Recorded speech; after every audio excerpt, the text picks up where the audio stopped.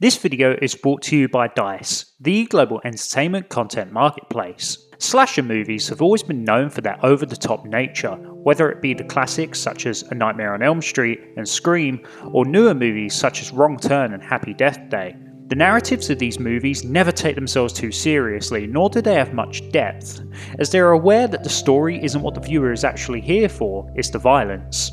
Occasionally, one movie will slip through the cracks that will have you questioning the entire franchise, with a ridiculous villain, silly plot, and an overall messy execution that will have you pondering whether or not this is even supposed to be taken seriously. Panman is exactly that, a ludicrous slasher flick with a comically ridiculous villain and an equally absurd plot. Coupled with an independent budget and a cast of previously unseen actors, there's only two ways a film like this can go: so ridiculous that it's good, or just plain bad.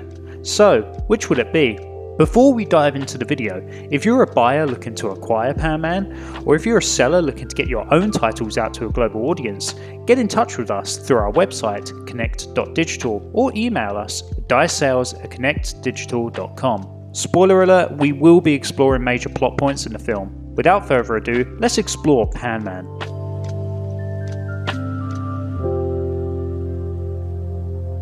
Panman begins with an introduction scene that follows two girls walking home in the dark, talking about the results they got from their most recent test at school. A fairly creepy guy appears, stealing a handbag off of one of the girls, which causes the other to run away and leave her behind. Panman makes his first appearance here, killing the creepy guy and saving the girl from being robbed. What follows is quite comical, as we can see the Panman fantasize about having a happy relationship with said girl, before having images fill his mind of her being a bad partner. This fills him with rage and he kills her. He then chases the other girl down and kills her too. This whole sequence feels like a parody of introductions of classic 80s slasher movies, like Scream, introducing the killer by murdering an insignificant cast of people that aren't important to the story. From this opening scene, we can already see what kind of a film we're going to be watching. Panman clearly doesn't take itself too seriously, as the parodies of slasher classics, low-budget production, and ridiculous caricatures portrayed by the cast show the film as deliberately ridiculous. We are then introduced to our main protagonist, Hope, as she sits in the car with her jock boyfriend, House. She gets annoyed at him for not taking her culinary course seriously, gets out the car to leave him. Unfortunately, that is the last time we see House, as he becomes Panman's first victim of the main story. The whole scene is just as ludicrous as the opening one, with Panman comically killing House and letting Hope get away. The next third of the film sees Hope enlisted by Professor Hunter, a culinary expert who has banded a team together in the hope of killing Panman once and for all. Hope's task is to form a romantic relationship with Panman to lure him in and reveal his identity, to help Hunter identify and eliminate him. This section of the movie progresses the narrative quite well, with some wholesome but equally hilarious scenes that see Panman fall in love with Hope. Unfortunately, whilst he reveals his identity to Hope, which we'll get to later, he soon catches onto her game and eventually murders her with remorse. I honestly didn't expect this twist to happen at all, let alone 30 minutes into the film. This really shifted my expectations of where the story was going, as the primary protagonist had been killed off. At Hope's funeral, we're introduced to our second protagonist of the film, Justice. Yes, that's her name. She's Hope's sister, but not a culinary student. Justice is adamant on finding Panman, though she has never actually heard of him before. Hunter's group are reluctant to let her into their mission as she's, well, not a chef or whatever. But one of the team brings her along and they slowly let her into the group. The rest of the film's narrative focuses on Justice and her attempt to enact revenge for the murder of her sister. The middle section of the film loses the grip it had in the first 20 minutes. The plot goes further down the rabbit hole in revealing that Panman is actually a student called Jeremy, who is possessed by a Russian chef who was murdered by his co-workers at his restaurant. The team carry out various tactics to lure Panman into a trap. Their big plan is to lure him into a restaurant, posing as his waiters, to then trap him and bring him down. This backfires as Panman catches them out and kills one of the team. The other students abandon Hunter's mission, as it's too dangerous and they don't want to be involved. All other than Justice, that is. This doesn't stop Panman from hunting the former crew down though, as we see a montage of him tracking down each former member and killing them. This part of the movie reignites the humour from the earlier scenes, as the kills are pretty comical and acted out in a pretty unique and funny way. This leaves Hunter and Justice as the only two left alive.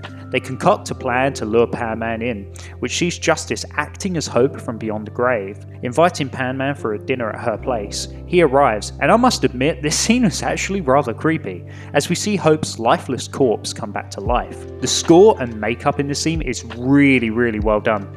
As though it seems to be comical, it is actually quite eerie to watch. Of course, Hope is still deceased, but we see that Panman is hallucinating, believing that Justice is Hope. Of course, the end of the movie brings a plot twist, because what would a movie like this be without one? We find out that Hunter's plan isn't to innocently help the culinary students from a murderer. I know, what a shock. In fact, he's enacting revenge on Panman for supposedly seducing Hunter's wife. I'm not joking. So really, Panman wasn't the sole antagonist in the movie. If anything, he was more innocent than Hunter was.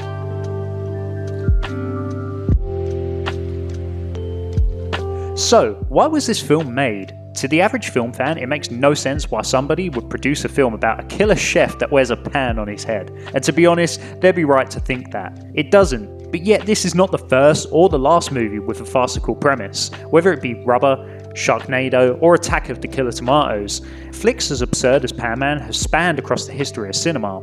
Throughout the movie, we see scenes set out that appear as parodies of classic slasher hits, as mentioned previously, though it can be hard to interpret whether or not this is deliberate, or whether Parody is in fact taking this project seriously. In 2020, Parody did re-watch Panman in its entirety, recording a commentary over the film as it plays, discussing the premise of the film, its history, and the individual scenes themselves. I feel as though the commentary gives an insight into the sort of person Parody is and how he views the film in retrospect. It seems evident, to me at least, that Panman was deliberately ludicrous, and that Parody wanted the film to be as over the top and as bombastic as possible, to satire a genre that often takes itself far too seriously.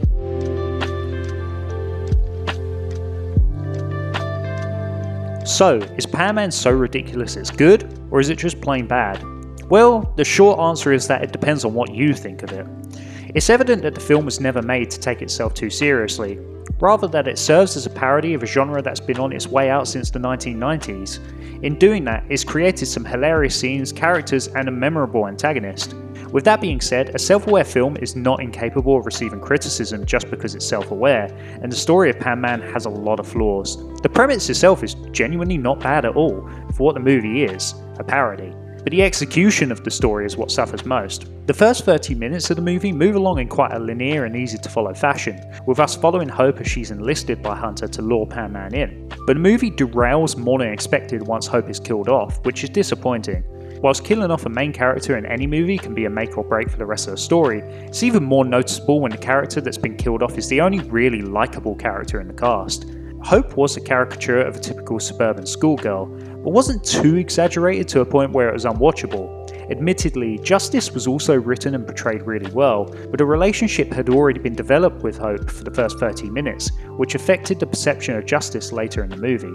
Furthermore, the plot itself started to branch out too far from this point onwards, amping up the ridiculousness to the point where at times it was hard to follow what was actually going on in the film. The addition of the demon story arc and Hunter's plot twist only added to this, really disturbing the pace of the movie. Whilst the middle section felt quite slow and dull, the last 20 minutes felt like a fever dream. Quite possibly, the film's premise could have been handled a little bit better with a more streamlined approach to storytelling, keeping a more consistent pace throughout. Regardless of the final judgment of this film, it's not one you can forget about easily. I would argue that a film being memorable and comically ridiculous is far better than a film that is just forgettable. This film is the antithesis of Hollywood, big budget horror, and it executes that perfectly. It's self-aware, it's silly, and it's funny, which is exactly what it's intended to be.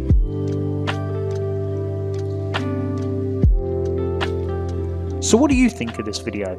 Let us know down in the comments below.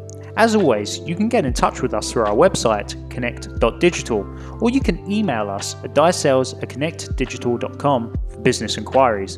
Be sure to subscribe to our channel for more videos like this one. Have a great day.